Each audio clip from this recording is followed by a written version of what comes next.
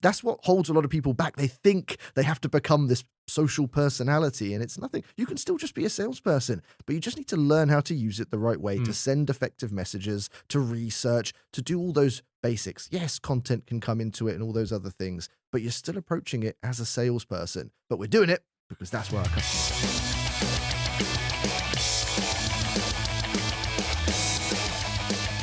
are. Today on the Sales Groovy podcast, we have a really special treat for you. My guest is Daniel Disney, one of the world's leading experts in social selling and LinkedIn mastery. Daniel is the best-selling author of The Ultimate LinkedIn Sales Guide and the $1 million LinkedIn Message. I'm just going to translate that for the Americans in the audience. And he's trained thousands of salespeople and businesses across the globe, leveraging social media to drive real sales results. As a founder of The Daily Sales, which I'm sure you've seen on LinkedIn, and I'm sure other platforms as well, he built an audience of over 1 million sales professionals who rely on his insights, tips, and strategies and humor every single day. If you're ready to unlock the power of social selling and take your sales game to the next level, grab your notebook because Daniel is about to share exactly how it's done. Daniel, welcome to the show. Thank you so much for having me. I'm really excited, and that introduction was glowing. It was lovely, so I'm super pumped to be here. It's sort of a long time coming. We've been on each other's radars since, I don't know, 2008. For a long time. Longer than I think we'd like to admit. And you are one of the most prominent voices on LinkedIn. I appreciate that. I think just in the sales world, but maybe in all worlds. And you have the Daily Sales, which is I knew the Daily Sales before I knew you, which is sort of an interesting thing. You have like two brands that you keep up, and I think if you listen to this podcast, it's like the man in Oz, right? Like the Emerald City. We're gonna take up the curtain, and you run the Daily Sales, and there's a lot of questions I want to ask you around that in particular, especially around humor. But I am not a social media person, and I'll qualify that in that I know how to use social media. I'm not inept.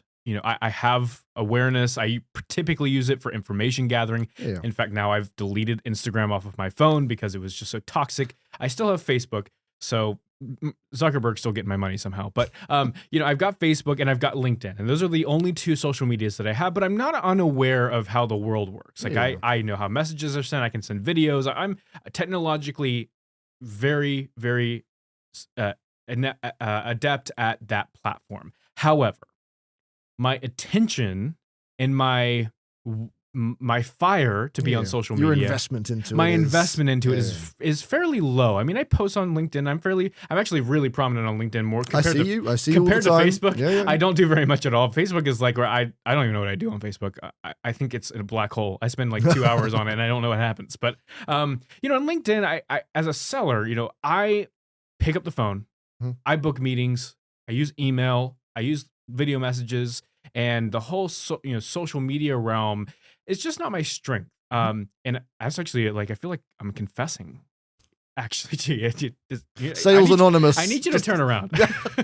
I'm actually really not good at the social selling aspect, and this is your realm. And I think there's a lot of people who are like me. So how do you address this? You go into a company, I'm sure you get these, we get them. Hey, the buyer goes, I really want to bring you in, but my salespeople, they don't really like sales training. They hate social media. Yep. And you go, great news. I'm so excited for this engagement. So, how do you start to address that as a leader in this space? Yeah, it's a great question. And pretty much every company I work with, that's the first thing they'll tell me is, and they'll probably name the people. Like these people, they don't want anything to do with social media. So they're your biggest challenge. And the funny thing is, and the way I address it is that I come from that space. But just like you, I worked in sales, predominantly making calls, sending emails, doing in-person selling. And I used to have zero, and I still generally have zero interest in the other side of social media. It was LinkedIn, probably similar to you, that bridged that gap. LinkedIn for me was a social network where my customers were on. I could find them, research them, message them, create opportunities, get business. And that was what pulled me in. Like you, I was a salesperson, and here was a tool that helped me do that. And that's the way I relate to salespeople, and what makes me, I guess, different as a LinkedIn trainer, because a lot of LinkedIn training will come from the marketing side. And That's a very different approach. You're going to struggle to get salespeople's buy-in if you're Right. just saying, post some content, like and comment and all this stuff. Salespeople aren't interested in that. They want things that are going to create opportunities. And that's where I get the buy-in. I will show them, look, here are your customers. They're there. They're using it. Here's information you can get on their profile. Look, this one's posting content. Imagine if you engaged with it. Use it to start a conversation. And it's kind of connecting the dots and building that bridge from sales to social selling, helping them see why it's such a powerful tool. And ultimately, that's going to lead them to sales, which is what we want. Yeah. Ultimately, we want money. That's what we're in sales for. Sales. I don't know if you watch. Are you an F1 fan? Oh, yeah. So did you watch Drive to Survive? Not yet. Okay, no. so this last season, I don't watch F1. I'm an American. I don't get any of it. It's so beyond. Although we have races now in Austin and Las Vegas and Miami, but it's lost on me. Not that I think it's a bad sport or anything. I don't get it. But then I watched this Drive to Survive. So shout out to Netflix. They're not a sponsor, but if you would, that'd be awesome. And they talk about drivers, and there's 20 drivers on the track. There's no more than 20 drivers. It's, I think, harder than golf. I mean, golf is arguably easier to get into because if you're the top 150, you can be on the PGA Tour. That's 150 players. But 20 drivers, that's a really small pool, and it's performance based. I mean, much like any other sport, but it's performance based, and the outcomes. They always talk about outcomes, and that's what salespeople are oriented towards. It felt like sales. I was like, oh my God, I know exactly the stress they're under. Yep. Not exactly. I mean, I was not pulling like 5Gs going around a corner, but I understood it. And then you tie this back into, okay, well, salespeople want outcomes, and they see social media, and you're going to bridge the gap between selling and social selling, which I think is different than social media, because you alluded to the other side of social media, the dark side of social media, and where you post all the things about your life that you shouldn't, and the AI bots are going to take over the world. Please don't kill me, ChatGPT. But if you're bridging that gap and you're helping someone really look at social selling in a different way, there's something that I think resonates with a lot of people. One is I don't feel like I'm confident enough to do this at this stage. It's 2025. I mean, if this was 2006, like I might be into it. Of course, in 2006 they weren't doing it either. But in 2006 they would do it. In 2015 maybe things would change a little bit. But 2025, like we feel pretty settled in how the social world works, and I'm not a part of it. So why would I jump into it knowing that I'm pretty much just going to get my nose bloodied, and it's just going to be kind of embarrassing and cringy. And then I could just do better if I just walked in the doors and called people and emailed them and do that. So what is your approach to sort of bridging that gap?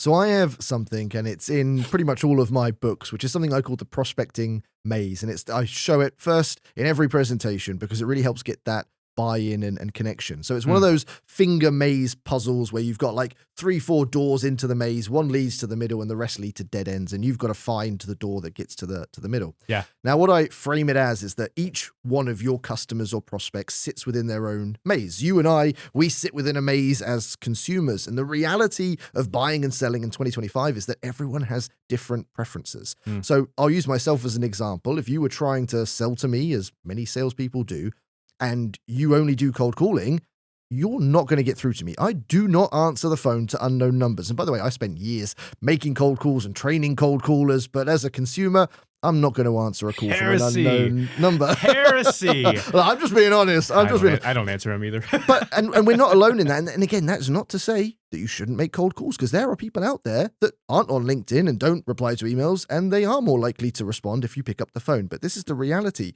Everyone has different preferences. And as a salesperson, we need to use as many tools as possible. And if you are only making calls or sending emails, you're missing this pool of fish here that don't answer calls, don't reply to emails. But you know what? They're on LinkedIn every day. They're consuming content. They're responding to messages. And there are CEOs, high-level decision makers that prefer LinkedIn. And our job as salespeople is to go where our customers are. And to do it, You don't need to be sharing selfies or videos. Like, that's what holds a lot of people back. They think they have to become this social personality, and it's nothing. You can still just be a salesperson, but you just need to learn how to use it the right way to send effective messages, to research, to do all those basics. Yes, content can come into it and all those other things, but you're still approaching it as a salesperson. But we're doing it because that's where our customers are. I've worked with some people training LinkedIn as well in my short training stint that I've done. And I get this question about content, and I think that it's important to stay on this a little bit longer. That it's not the content that's going to get you the sales. I think that from my perspective, when I train LinkedIn, a lot of it is around, okay, how do you actually reach out to people? Like, what's the right messaging? And if you're actually gonna send a message, like, how would you do it? How do you get connections? But it's very, I would say, very fundamental to the platform kind of training, and then messaging on top of that. But content is so hard for me to train people on because I have built-in content, being at Sales Gravy. So we talk about sales. It's a little bit easier for us to be content machines than someone who works in, say, industrial HVAC systems. They're just, they talk about HVAC stuff, and I am not looking at it because that's not what I'm interested in. And I get that sort of question, or maybe kind of a cocked eye of like, well, I get what you're saying, but I work in, like, I sell seeds to farmers. So like, they're not on LinkedIn. What I'm going to talk about. But I think that what your approach might be is that your content doesn't have to be related to your field. You just need to show people that you have a pulse and you're alive. I noticed that there's a lot of people on LinkedIn who have LinkedIn profiles, and when I go as a seller, go to research them, they have like no profile picture, or they've, like, the last thing they posted was 5 years ago. So as a content, as someone who, one, is a content machine, but also trains people on LinkedIn selling, and you're talking about content not being the priority, how do you approach content? There's so many things in everything you've just said that I kind of need to break down, because content is absolutely a core part of social selling. Where I take it back is that it's probably the most challenging thing for most salespeople to do, because it taps into creativity, which isn't really a part of sales. We tend to follow a script, a routine, and that's what leads us to sales. Becoming creative is more of a marketing skill, but it's very crucial. And there are so many different angles to look at content. Content can generate you leads. And any salesperson who doesn't want warm leads from qualified prospects coming through on LinkedIn, and you can create content that generates that. And again, it doesn't have to be a fluffy selfie, but it can be something that gives value. Now, when I first started using LinkedIn, I worked in the tech space, and I was selling software and tech training programs. I'm a salesperson. That wasn't my expertise, but I found ways to both create that type of content in an engaging way. But the other way you can look at it, and the funny thing is, here in the Sales Gravy studios, we've been filming a ton of training content for Sales Gravy University, and some of the courses that I've been recording while I'm here have been creating content that both overcomes objections. So you can use content to preempt and overcome objections before they even come up, but you can also create content that addresses your market. Now, one example I shared was, let's say you're a salesperson and you're selling in whatever industry you're selling in. If you created content for salespeople, I have, and you can create content that engages salespeople within those companies. And that can be a different door in. Now, I used to sell to CTOs, but sometimes I would go through the sales team and they would connect me up. And that would be a lot more effective than trying to reach the CTO who might not be active, who might not be easy to get hold of. So there are so many different angles that you can leverage content. I think the key thing I try and stress is, I know it's one of the most difficult parts of social selling, because messaging is just like emails and cold calling. And it's something that salespeople are naturally trained to be good at. Content requires a different type of mindset, and it takes a bit longer to get them comfortable. And there are steps to take. Like, you can start by commenting, and then there are smaller forms of content like polls, for example, that are so much easier. Anyone can kind of come up with them, and you build your confidence, because it's a skill that takes time. But I do believe every salesperson has the potential to be a fantastic content creator, because they have all the natural ingredients. We know how to tell stories. We know how to make our emails as engaging as possible, or our proposals as engaging as possible. And it's just taking all those ingredients and skills and training them how to turn it into content. It's a skill that when I sold tech, and I was selling to CHROs and CFOs, and it was like HR tech, and then it was also had something to do with accounting and finance as well. And I didn't know much about whatever. This the selling point for salespeople is not that I know exactly what the system does, although you should probably figure it out at some point. But I knew enough about it to have a conversation, right? And I think that one thing I struggled with was that I think I was too afraid to alienate some of my potential prospects by posting something that was wrong. And or that they would know better than me about. And I found one approach that was really interesting. I think it may have been through something that you had done, which is to use your LinkedIn feed as a place, like you said, polls, to ask really good sales questions that might get engagement from people who are your buyers because they know the answers. And if they know the answers and they answer your question, well, now you have the answer. And I thought that was a really interesting approach. I don't know if you've used that or seen that, but what are some other strategies that salespeople can employ, not from a content side, but from a social selling side, that gives them a leg up over the 90%? Definitely. And I think the way to look at it is some people assume to use LinkedIn to create content or even build a personal brand, you have to be an expert. And that's really not the case. Some of the best salespeople go in there and you should always just be yourself. And if you don't know, then you use LinkedIn to seek it. And you're right, your prospects and customers will be more than happy to show you. So there's going in with curiosity and asking questions. So let's say you're a new SDR in a whole new industry, you can just ask your audience, look, I'm new, this is day one, here are some of the questions I've got, can anyone help me? Guarantee you're going to get great engagement and you're going to have prospects that you're starting conversations with. But there's another way of utilizing it, and that's becoming the bridge of knowledge. So you might not be the expert, doesn't mean you can't source expert insights from authors, thought leaders, by reading the books, watching the YouTube videos, listening to the podcasts, and then sharing what you're learning, attending the events.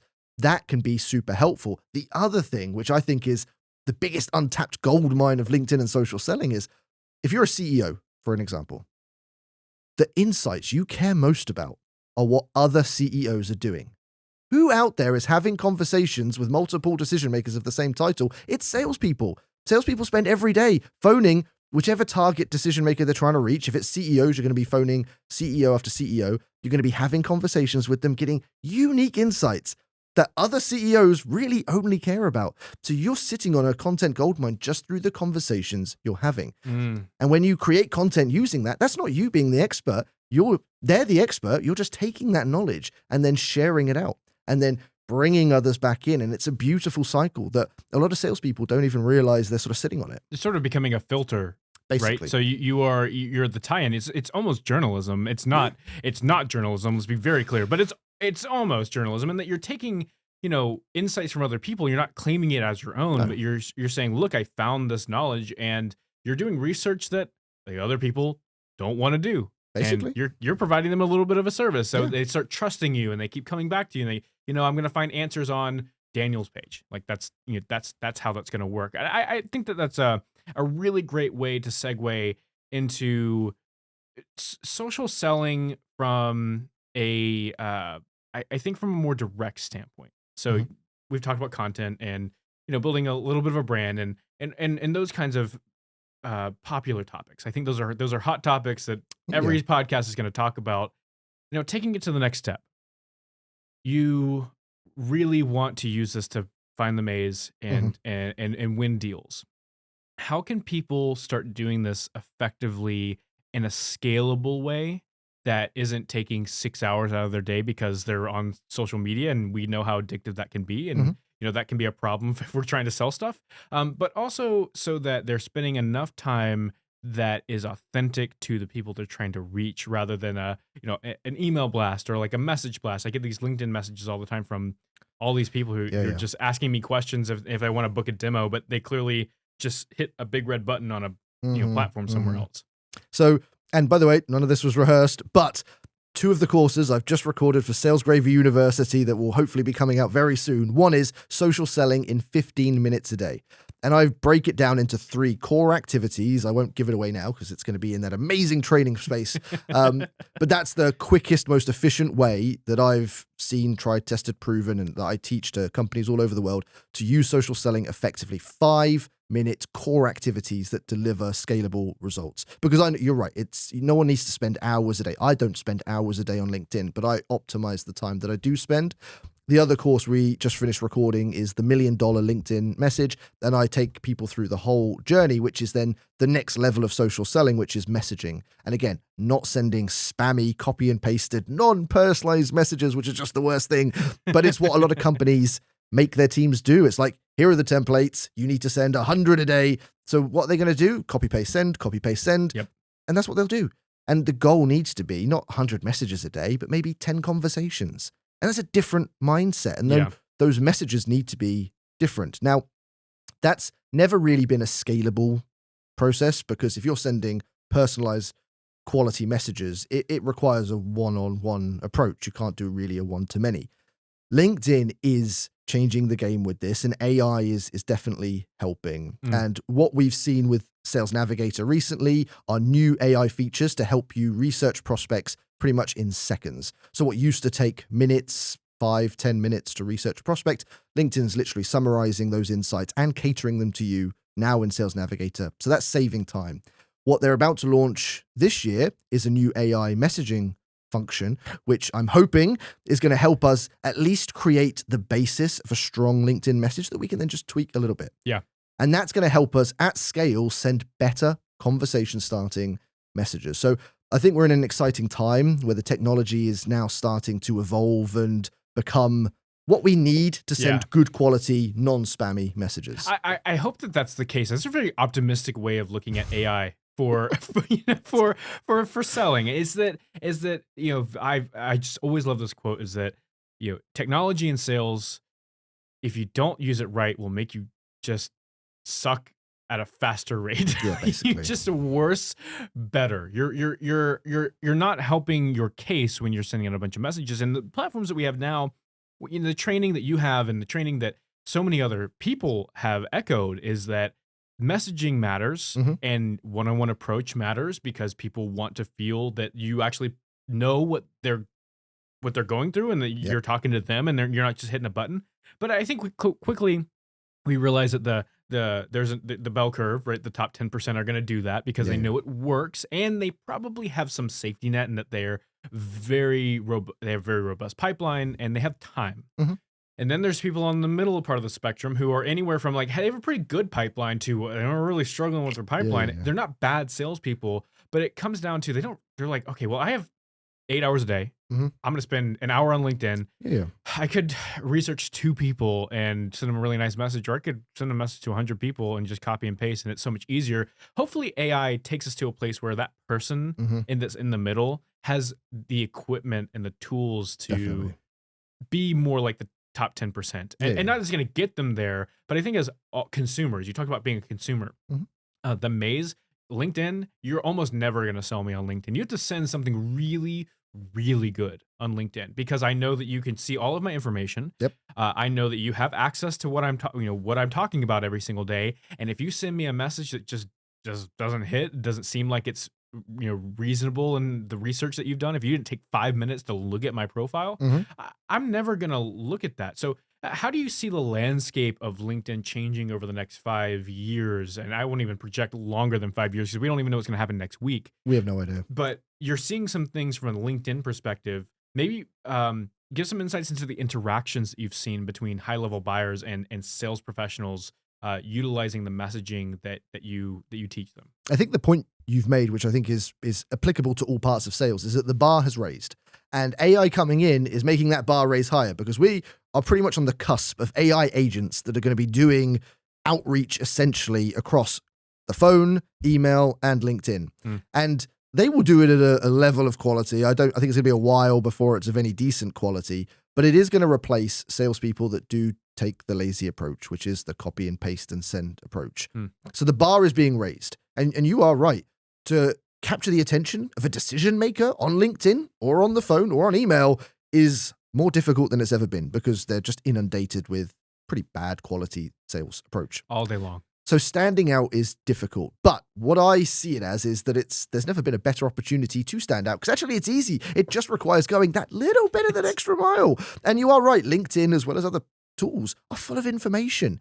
And it's about being creative. It's about doing homework. And it's about being personable. You're not just trying to sell something. We kind of put this sales hat on. We're wearing all this pressure of our targets. And so what do? We just try and sell something. And I use this a lot, but it's like the sell me this pen analogy. You go up to most people and say, sell me this pen. What are they going to do? They're going to try and sell you the pen. Oh, it's a great pen. It does all these amazing things. That's not how you sell. But when you take off that sales hat, switch off autopilot, and it's like, all right, can you help someone see if this is the right pen for them? It's a different mindset. And messaging is just that. Your goal isn't to try and sell or pitch. You're trying to either have a conversation like you would at a networking event. You don't just go up to someone and pitch them. You talk to them. Maybe they're a potential buyer. Maybe they're not. Maybe they might know someone who's a potential buyer. You're only going to get there if you have a human conversation. So LinkedIn Messages is about being hyper personable. So showing you've done your research and showing that you want to have a human conversation, finding good common ground and conversation starting opportunities. You just want to be real. And that's never been needed more before because we are flooded with spammy and now AI generated messages that, my inbox is just a complete noisy mess. And here's the biggest tip I can give because it blows my mind. 99%, sometimes 100% of the messages I receive from salespeople are written. My inbox is purely just written messages. Easiest way to stand out? Send me a voice note, send me a video. I can almost guarantee there is a significantly higher chance I'm going to listen or watch that compared to it's just going to get drowned in written messages that are completely filling my inbox. And it's an easy way to make yourself seem more human because it's your voice and it's your video. And it's going to be a long time before AI can do that. I don't want to jinx it because it's probably going to happen tomorrow. But, whilst we have a chance, be as human as you can be and be extra human, I guess. I struggle with this. It's the human conversation in LinkedIn when no one is replying back. There's always a case to be made that your messages just suck and that you need to go refurbish them or whatever that is. But there's a lot of prospecting that is about having a conversation even though no one is replying to you. And in LinkedIn, it sort of typically goes like this, where they send me a message. It's kind of, but I could see they put in a little bit of effort to they in their AI, they said, make sure his name's in there or something like that. And there's that. And then there's a follow-up message, which is typically, oh, I guess you didn't see my message. So, yeah, I saw it. It sucked. And then the third message is, look, if you're not interested in this, just let me know. And it's it's 3 messages, sometimes 4, and it's almost a guilt trip from the beginning of hi, I'm friendly. Oh, you don't want to talk to me? Please talk to me. If you just don't want to, just let me know. It's just the most sad interaction, and I think that you could provide some really interesting insights into. Okay, you send them written message or the voice message or whatever, and it probably isn't going to get a reply from most people. How do you structure a conversation so that it's not salesy, it's not pushy, it's not shameful, it's not shaming?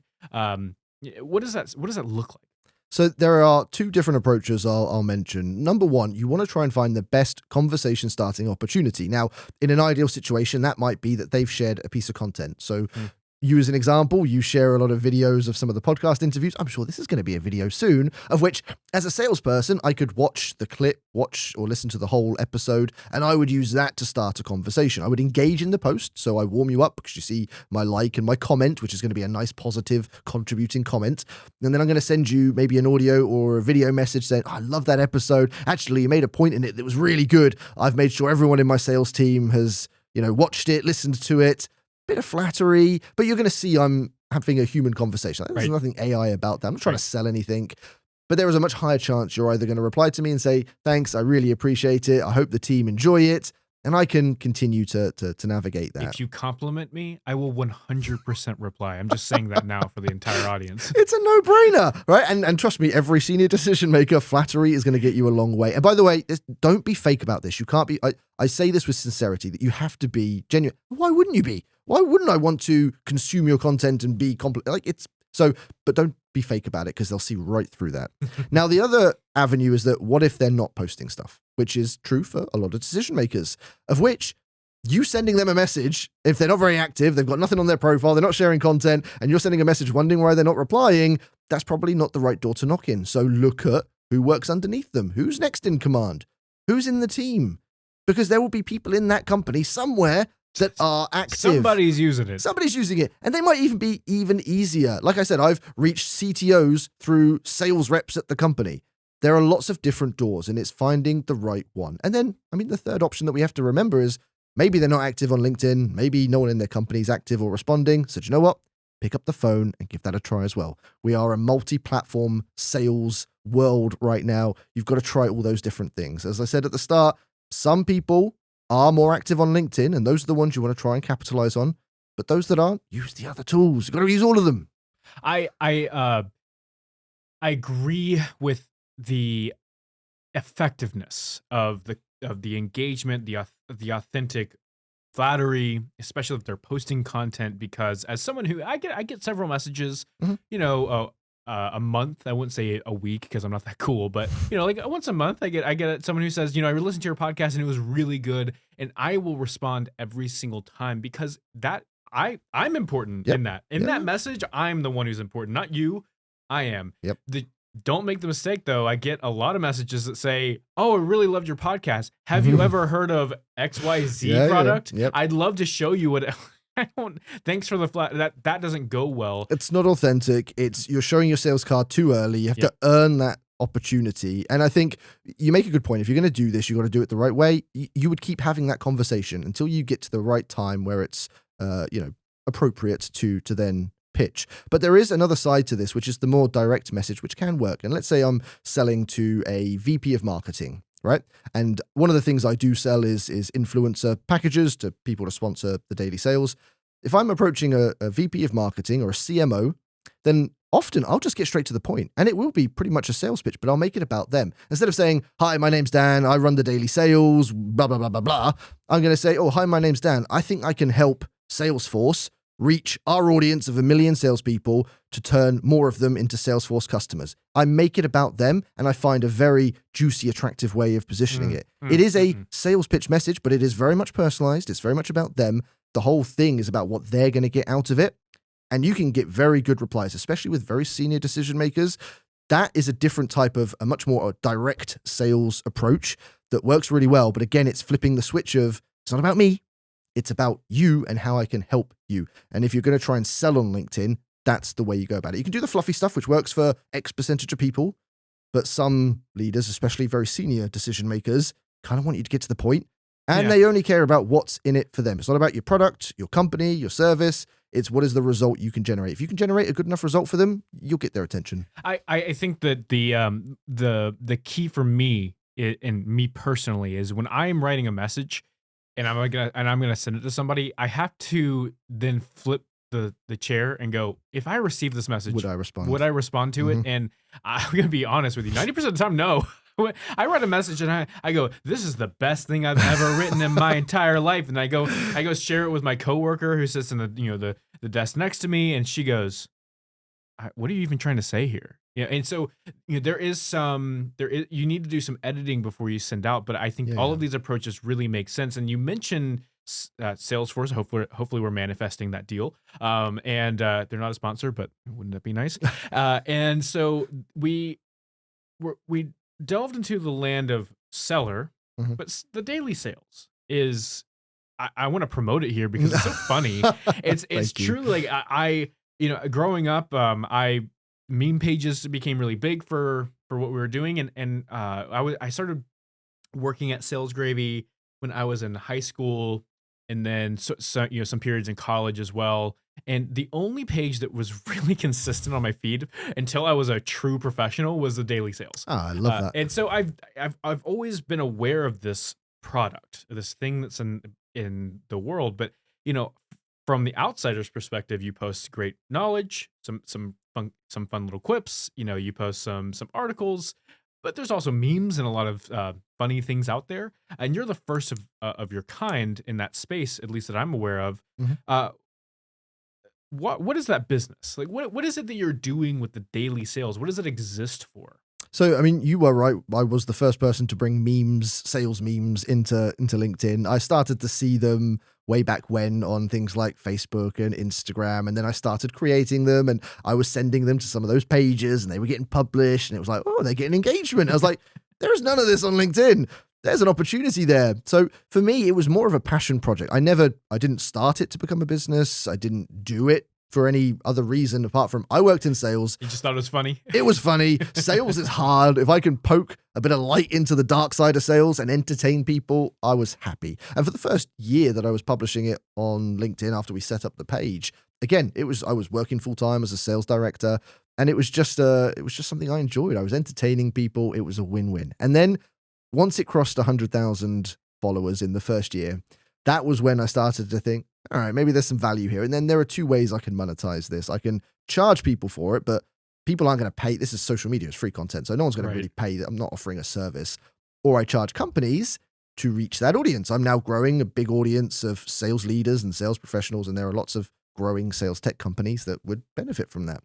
And so there was a whole journey, and it was because there was no model. This isn't like something that other people are doing. Like one of the first people, especially in the sort of sales industry. Right.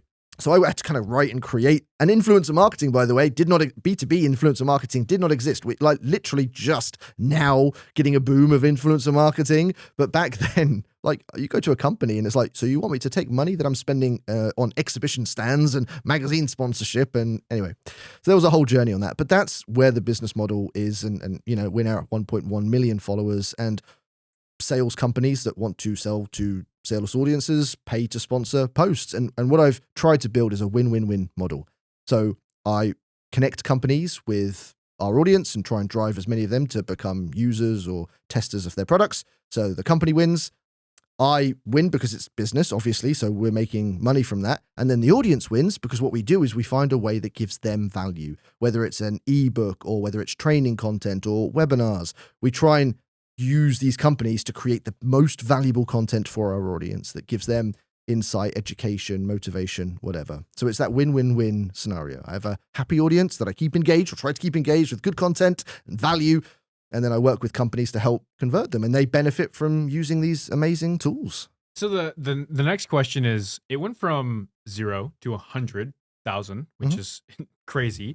And then you 10x that into 1 million.